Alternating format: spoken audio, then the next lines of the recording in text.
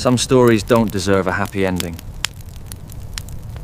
The night before my wedding, I stood outside the bridal suite door at the Willowbrook Manor, holding 2 cups of coffee I'd brought for my fiancée Sarah and her maid of honor, when I heard them casting votes on whether I was worth keeping.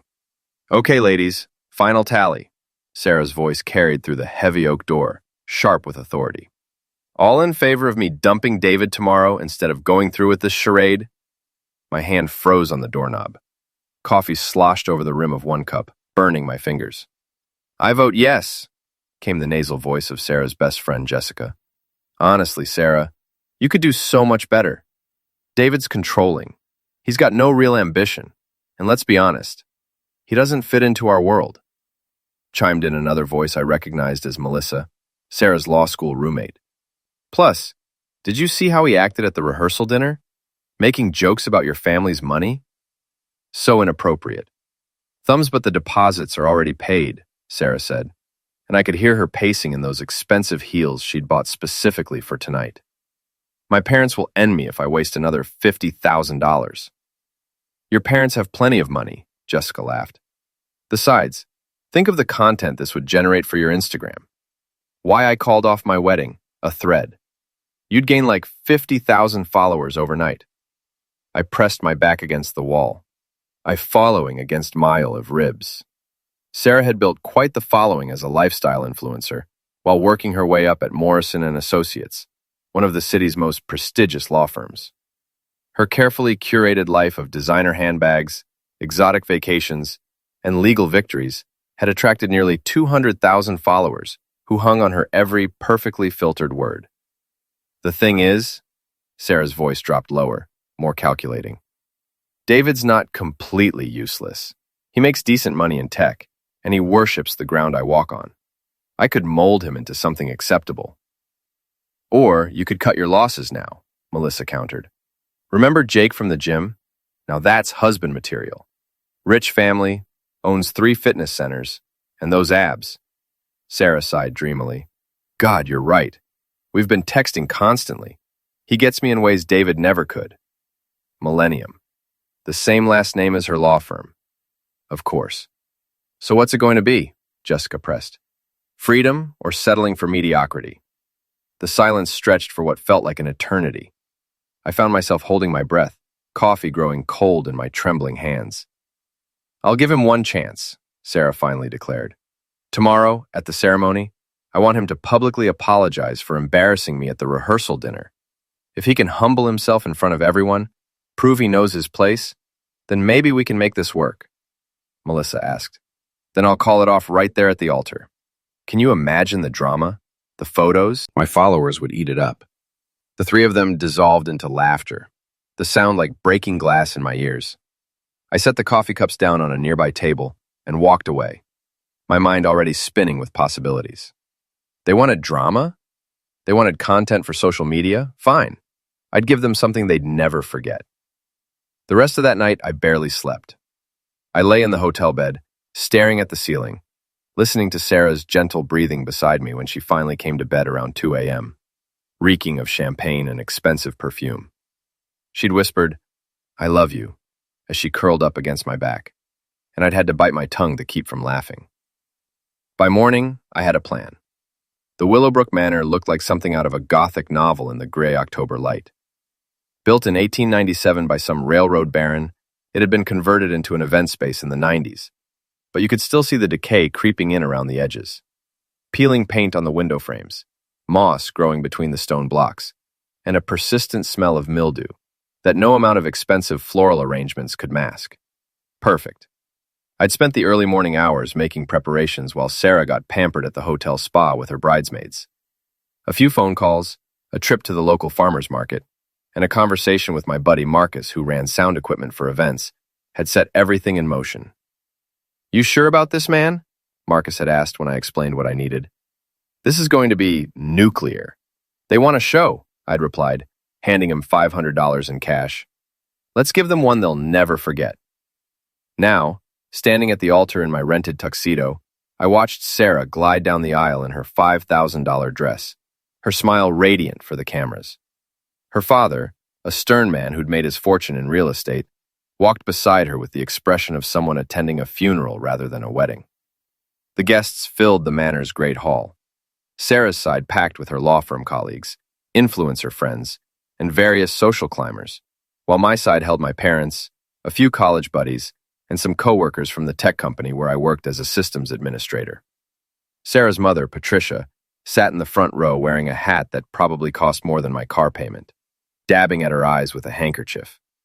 She'd never liked me, had made that clear from the moment Sarah brought me home 3 years ago. "He's very earnest," she'd told Sarah while I was standing right there. The word earnest delivered like a diagnosis of terminal illness. The officiant, a friend of Sarah's family, began the ceremony with the usual platitudes about love and commitment. I nodded at the appropriate moments, said, "I do," when prompted, and waited for my moment. "The bride and groom have prepared their own vows," the officiant announced. "David, would you like to go first?" This was it. Sarah's eyes met mine, and I saw the expectation there, the demand for public submission disguised as love.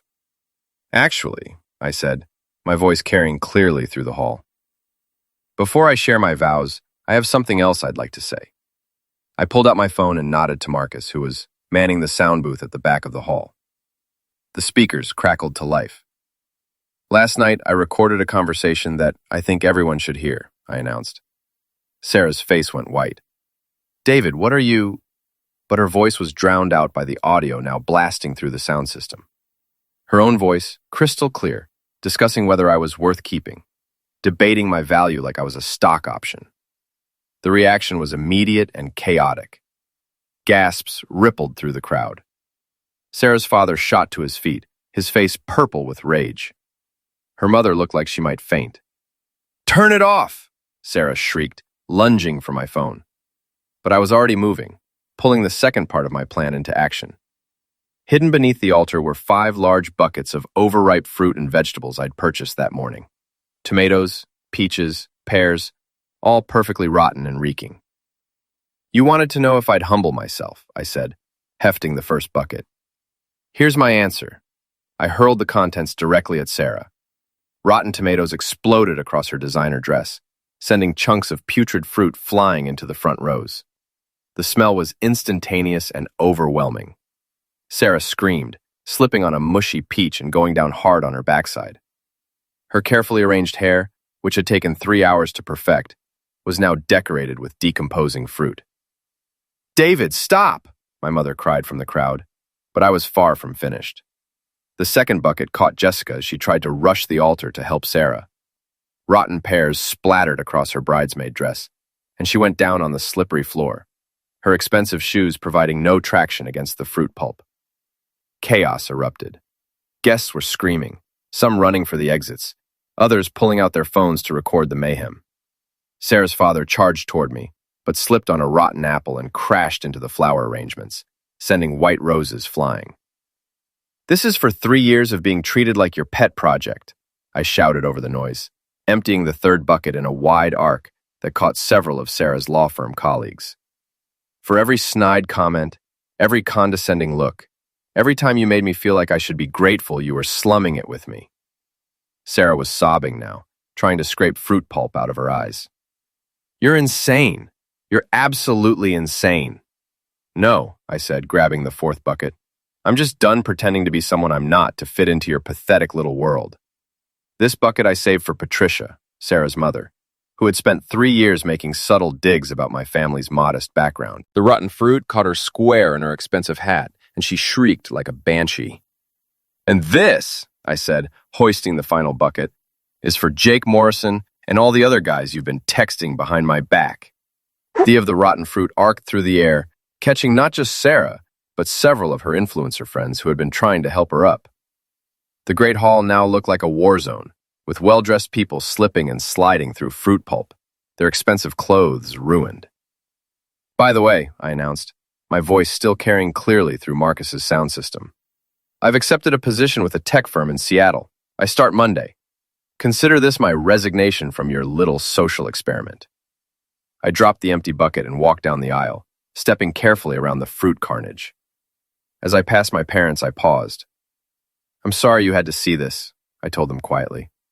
But some things can't be handled with quiet dignity.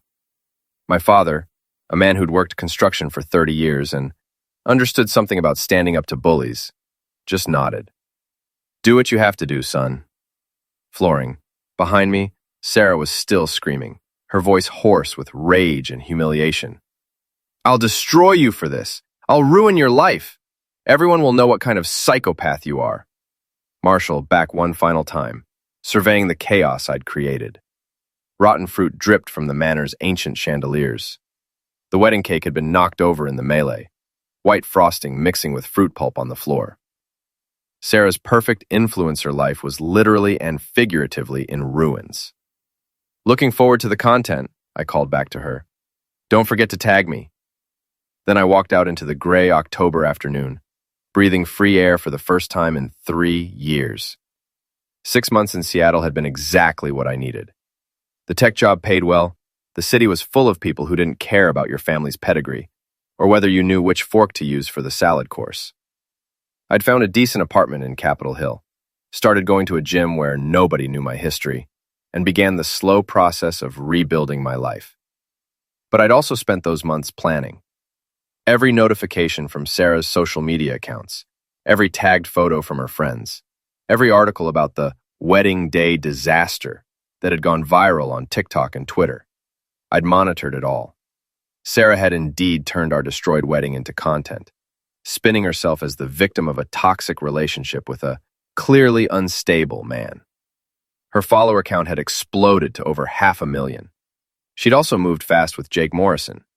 Within a month of our non-wedding, she was posting gym selfies with her trainer and life coach. By month 3, they were Instagram official. By month 6, she was living in his downtown loft and had been promoted to senior associate at Morrison & Associates. A promotion that surely had nothing to do with her new relationship with the founding partner's son. The irony was delicious. But what really caught my attention was something most people wouldn't have noticed. In the background of Sarah's carefully curated posts, I could see the cracks forming. Jessica and Melissa, her former best friends, were notably absent from recent photos. Her parents had stopped appearing in her content entirely after a cryptic post about toxic family dynamics. Even some of her law firm colleagues seemed to be keeping their distance. It was time to come home. I'd kept my old apartment in Millbrook, the upscale suburb where Sarah and I had lived together. Technically, the lease was in my name, though she'd been staying there since I left. When I showed up unannounced on a Thursday evening in April, I found her entertaining Jake in what used to be our living room. "Hello, Sarah," I said, using my key to walk right in. She nearly jumped out of her skin, spilling wine all over her white designer couch. Jake, who was even more ridiculously handsome in person than in photos, shot to his feet like he was ready for a fight. "What the heck are you doing here?" Sarah demanded. "This is harassment. I have a restraining order." "No, you don't," I replied calmly, setting down my suitcase. "I checked. You filed for one, but it was denied because throwing rotten fruit at someone once doesn't constitute a pattern of stalking behavior. Also, this is my apartment, my name on the lease, my security deposit." Jake stepped forward, all 6 feet of sculpted muscle and expensive athleisure wear. "I think you should leave, buddy." "I don't think we've been properly introduced," I said, extending my hand with a smile. "David Chen, you must be Jake Morrison, the trust fund baby who's been playing house with my ex-fiancé." His face darkened. "Trust fund baby? Oh, did Sarah not mention that part?" I asked innocently. "How your daddy owns the law firm where she works? How convenient that she got promoted right after you two started dating. But I'm sure that's just a coincidence." "Get out," Sarah hissed. "Get out right now or I'm calling the police." "Go ahead," I said, pulling out my own phone. "I'll call them too. We can discuss how you've been living in my apartment without permission for 6 months. I'm sure they'll find that interesting." The truth was, I had no intention of actually kicking her out. Not yet. This was just the opening move. "What do you want?" Jake asked, his voice tight with controlled aggression. "Just to talk," I said. "It's been 6 months, after all. I thought we could catch up. Sarah, you look different." She did. The stress was showing around her eyes. despite the professional makeup. Her Instagram posts might have been getting thousands of likes, but up close, I could see the toll it was taking. "You look exactly the same," she replied coldly. "Still a bitter little man who can't handle being rejected." "Resigned?" I laughed. "Is that the story you're telling yourself? You were planning to humiliate me at our wedding, Sarah. I just beat you to it." Crimson. "That's not—" she started, then caught herself. "Not what? Not true? We both know what you and your friends were discussing that night. The only question is whether Jake here knows about your little voting session." Tightening, Jake looked between us, confusion creeping across his perfect features. "What voting session?" "Oh, this is rich," I said, settling into the armchair that used to be mine. "Sarah, you didn't tell him about the vote? About how you and your bridesmaids were deciding whether I was worth keeping? About how you were already texting him behind my back?" Threatened. "That's enough," Sarah snapped, but I could see panic flickering in her eyes. "Or maybe you didn't tell him about the other guys you were texting. Because Jake, buddy, I hate to break it to you, but you weren't the only one she was keeping on the back burner." This was a bluff, but it hit home. Jake's jaw tightened, and he turned to look at Sarah with new suspicion. "He's lying," Sarah said quickly. "David, you need to leave, now." Slamming. Blackmail. "I'll go," I said, standing up. "But I'll be back. This is my apartment, after all. And Sarah, you might want to check your Instagram analytics. I noticed your engagement rates have been dropping lately. All those new followers, but the likes and comments aren't keeping pace. That's usually a sign of fake accounts, isn't it? Someone buying followers to inflate their numbers?" Her face went white. Bingo. "See you around, neighbors," I said cheerfully, heading for the door. "Jake, good luck with the family business. I'm sure your dad's thrilled about his son's choice in girlfriends." I left them standing there in the ruins of their perfect evening, already planning my next move. The thing about revenge is that it requires patience and precision. Rush in swinging, and you just look crazy. But take your time, gather intelligence, and strike at exactly the right moment. That's how you destroy someone's entire world. I spent the next 2 weeks settling back into Millbrook life, reestablishing old connections and making some new ones. My first stop was Murphy's gym, the old school weight room where I'd been working out before Sarah convinced me to switch to her trendy fitness studio. "Well, look who's back," said Tommy Murphy, the owner, as I walked through the door. "Heard you caused quite a stir at the Willowbrook Manor." "News travels fast in this town," I replied, signing up for a new membership. "Faster when it's that good," Tommy grinned. "Half the guys in here saw the videos online. That fruit throw was a thing of beauty, my friend."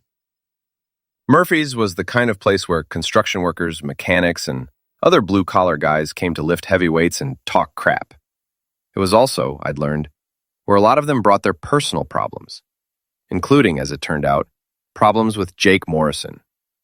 "That pretty boy owes half the contractors in town money," said Big Mike, electrician who'd been coming to Murphy's for 20 years. "Keeps hiring people to work on his properties, then finding excuses not to pay the full amount." "Sheffield?" I asked, loading plates onto the bench press. "Yeah, he's got 3 gyms around town. Well, 2.5, really. Word is, he's about to lose the lease on the one in Riverside because he's behind on rent." This was interesting. Sarah's social media painted Jake as a successful entrepreneur, but the reality seemed more complicated. "How behind?" I asked. 3 months, last I heard. And the equipment loans on all 3 locations? Those are getting called in too. I filed this information away and kept listening. Over the next week, I learned that Jake Morrison's fitness empire was essentially a house of cards, propped up by his family's money and a lot of creative accounting. The trust fund baby comment I'd made had been more accurate than I'd realized. But Jake's financial problems were just the appetizer. The main course came from an unexpected source, my old neighbor, Mrs. Henderson. Mrs. Henderson was 73 years old, lived alone with 2 cats, and spent most of her time watching the neighborhood through her front window. She'd always liked me, mainly because I helped her with her computer problems, and never complained when her cats used my flower beds as a litter box. "David, dear," she said, when I stopped by to help her set up a new tablet. "I'm so glad you're back. I've been worried about that girl of yours." Sarah's not my girl anymore, Mrs. Henderson, I reminded her gently. Oh, I know that. But she's been having such trouble lately. All those arguments with her friends, the screaming matches with her parents. And that young man she's been seeing, he's not very nice to her. Marshall, my ears perked up. Not nice? How?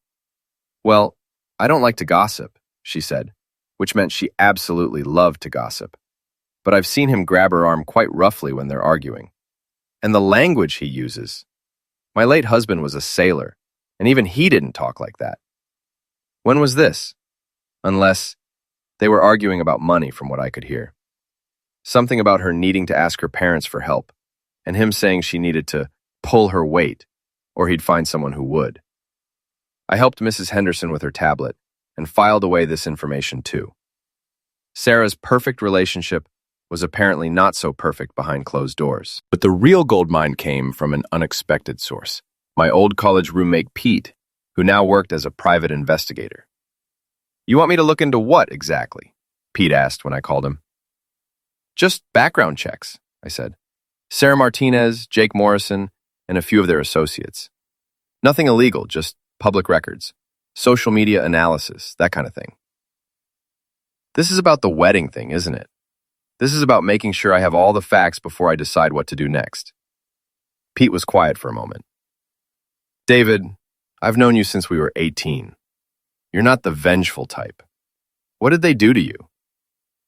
I told him about the vote, about the 3 years of subtle humiliation, about how Sarah had turned our destroyed relationship into a career boost while painting me as the villain. Jesus, Pete said when I finished. Okay, give me a week. I'll see what I can dig up. Relinquished, week later, Pete called me back with a file that was even more incriminating than I'd hoped. Your ex-fiancée is in deeper trouble than she's letting on, he said. The promotion at Morrison & Associates? It came with a salary bump, but also a lot more responsibility. She's been working on some high-profile cases, and word is she's in over her head. There have been complaints filed with the state bar about her handling of client communications. Millionaire. What kind of complaints? Missed deadlines, failure to return calls, unprofessional behavior on social media. Nothing that would get her disbarred, but enough to damage her reputation if it became public knowledge. And Jake? Oh, that's the good stuff. His fitness business is basically bankrupt. He owes money to everyone. Equipment suppliers, landlords, contractors. His dad has been bailing him out, but even Morrison Sr. is getting tired of it. There's talk that Jake might get cut off entirely if he doesn't turn things around soon. Anything else? Well, Pete's voice took on a conspiratorial tone. This is where it gets really interesting. Remember Jessica, your ex's former best friend? The maid of honor? What about her? She's been having an affair with Jake Morrison. For months, apparently. Started before your wedding, actually. I've got photos, credit card records showing hotel visits, the whole 9 yards. I sat back in my chair processing this information. Sarah didn't know her boyfriend was cheating on her with her former best friend. Jake was essentially broke and being supported by his family's money. And Sarah's legal career was hanging by a thread. Pete, I said finally, you've just given me everything I need to destroy both their lives. What are you going to do? I smiled, looking out my window toward the apartment where Sarah and Jake were probably planning their perfect future together. I'm going to give them exactly what they deserve. The Millbrook Community Center's annual spring fundraiser was exactly the kind of event Sarah lived for. Local influencers, business leaders, and social climbers all gathered in one place to see and be seen while pretending to care about charity. Sarah had been promoting her appearance at the event for weeks on social media, positioning herself as a rising young professional giving back to the community. It was also the perfect venue for my grand finale. I'd spent 2 weeks setting everything in motion. Anonymous tips to the state bar about Sarah's professional conduct, carefully timed to arrive just before the fundraiser. Strategic leaks to local gossip blogs about Jake's financial troubles. And most importantly, a series of carefully orchestrated social media posts designed to draw all the key players to the same place at the same time. The community center was packed when I arrived, dressed in my best suit and carrying a tablet loaded with 6 months' worth of research. Sarah was holding court near the silent auction tables, looking radiant in a designer dress that probably cost more than most people's monthly rent.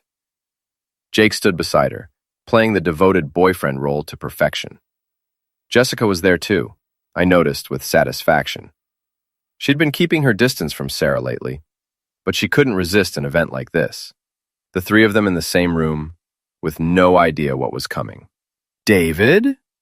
I turned to find my mother approaching, looking concerned. My parents had been invited to the fundraiser. They'd been pillars of the Millbrook community for decades, but they clearly hadn't expected to see me here. "Hi, Mom," I said, giving her a hug. "Don't worry, I'm not here to cause trouble." "Are you sure about that?" she asked, eyeing the tablet in my hands. "Because you have that same look you had when you were 12 and planning to get back at the Hendricks boy for breaking your bike." "I'm just here to set the record straight," I said. "Some things have come to light that I think people should know about." Before she could respond, the event organizer took the microphone to begin the evening's program. There would be speeches from local business leaders, a presentation about the community center's programs, and then an open mic session where attendees could share their thoughts about the importance of community involvement. I'd signed up for the open mic session that morning. Sarah spoke first, delivering a polished presentation about the importance of pro bono legal work and her commitment to serving the underprivileged. The crowd ate it up, applauding enthusiastically as she described her volunteer work with local nonprofits. Work that, according to Pete's research, consisted mainly of photo opportunities and social media posts. Jake followed with his own speech about the role of fitness in community health, promoting his gyms and positioning himself as a local business success story. He was charismatic and confident, every inch the golden boy his family name suggested. Too bad it was all built on lies. When the open mic session began, I was the third person to approach the podium. The crowd was relaxed now, wine flowing freely as people settled in for what they expected to be a series of brief, boring testimonials about community spirit. "Good evening," I said, my voice carrying clearly through the room's sound system. "For those who don't know me, I'm David Chen. Some of you might remember me from the Willowbrook Manor incident last fall." A ripple of recognition went through the crowd. Sarah's face went white, and she started moving toward the exit, but Jake caught her arm and whispered something in her ear, probably telling her that running would look worse than staying. He was right, but it wouldn't matter. "I'm here tonight because I believe in truth," I continued, "and there are some truths about members of our community that I think you should know." I tapped my tablet, and the first image appeared on the large screen behind me. A photo of Jake and Jessica entering a hotel together, time-stamped 3 days before my wedding. The reaction was immediate. Gasps echoed through the room, and I could see people turning to look at Sarah, Jake, and Jessica. Sarah's mouth fell open in shock, while Jake's face turned red with anger. "This is just the beginning," I said calmly. "Over the past 6 months, I've been investigating the people who destroyed my relationship and then used that destruction to advance their own careers and social media presence."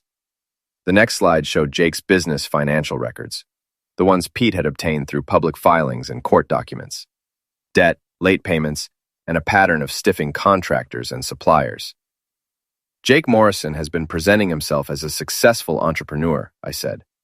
"But the reality is that his businesses are failing, and he's been using his family's money and influence to avoid the consequences of his poor decisions." Simmons Jake started moving toward the stage, but my next words stopped him cold. "Including using his relationship with Sarah Martinez to pressure his father into giving her a promotion at Morrison and Associates, despite her ongoing professional conduct issues." The screen now showed copies of the complaints filed against Sarah with the state bar, along with screenshots of her social media posts that violated client confidentiality rules. "Sarah has been portraying herself as a victim of a toxic relationship," I continued.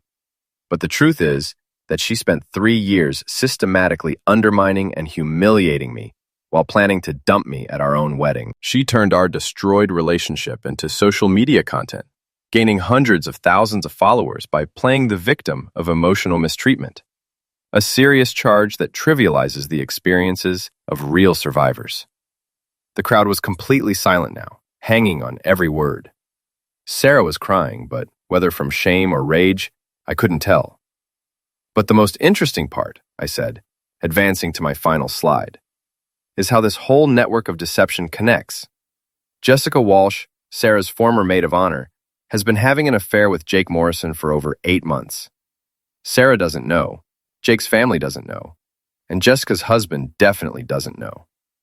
Final image was devastating. A photo of Jake and Jessica in a passionate embrace outside Jessica's house, taken just 2 weeks ago. These 3 people have built their success on lies, manipulation, and betrayal, I concluded. They've used social media to craft false narratives, family connections to avoid consequences, and other people's pain to advance their own agendas. I thought the community should know who they really are before continuing to support them.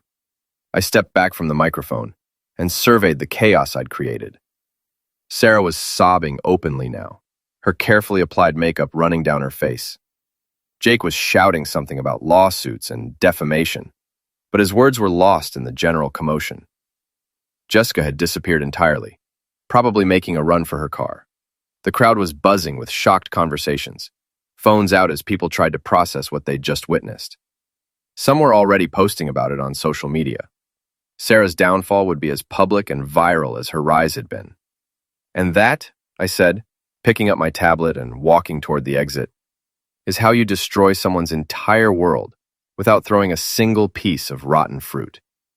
As I reached the door, I turned back one final time. Sarah was surrounded by concerned friends and curious onlookers, her perfect influencer facade completely shattered. Jake was on his phone, probably calling his father to try to do damage control. The community center buzzed with the kind of scandal that would be talked about for years. My mother appeared at my elbow, shaking her head but smiling slightly. "Feel better?" she asked. "You know what?" I said, breathing the cool spring air. "I really do." Behind us, Sarah's voice rose above the crowd, shrill with desperation. "He's lying. He's a psychopath. Don't believe anything he says." But it was too late. The truth was out, documented and undeniable. Her world was crumbling in real time, and there was nothing she could do to stop it. I walked to my car, got in, and drove home to my apartment, where I'd be living alone and loving every minute of it. Some stories don't have happy endings, but sometimes they have satisfying ones.